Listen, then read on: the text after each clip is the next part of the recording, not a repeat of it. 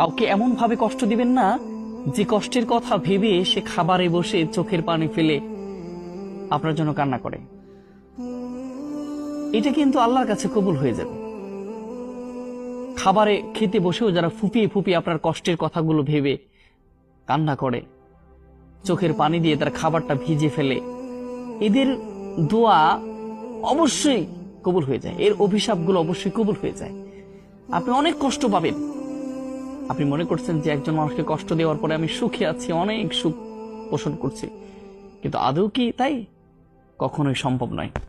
এজন্য আপনি একজন মানুষকে কষ্ট দিচ্ছেন, ঠিক আছে, কষ্ট অতটুকু দেন যতটুকু দিলে আপনি তার সমপরিমাণ কষ্ট নেওয়ার জন্য প্রস্তুত থাকবেন। এই জন্য কখনোই একজন মানুষকে অত কষ্ট দিবেন না যত কষ্ট দিলে সে আল্লাহর কাছে বলে দেয়। আর আল্লাহর কাছে বলে দিলেই কিন্তু একজন অভিশপ্ত ব্যক্তির, একজন কষ্ট পাওয়া ব্যক্তির, একজন ঠকে যাওয়া ব্যক্তির প্রত্যেকটা শ্বাসগুলো আল্লাহর কাছে চলে যায় এবং আল্লাহ বুঝতে চায়, বুঝতে পারে।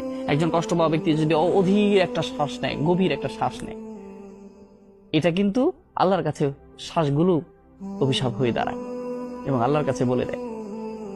তাইলে কিন্তু বাসন নাই। যারা চুপ হয়ে রয়েছে আপনার কষ্ট পাওয়ার পরেও, তাদের দিকে ভয় পান। যারা কষ্ট দেওয়ার পরেও, কষ্টের মধ্যে নিমজ্জিত হওয়ার পরেও আপনার চুপ হয়ে আছে, কোনো কথা বলছেন না, তাদের দিকে ভয় পান।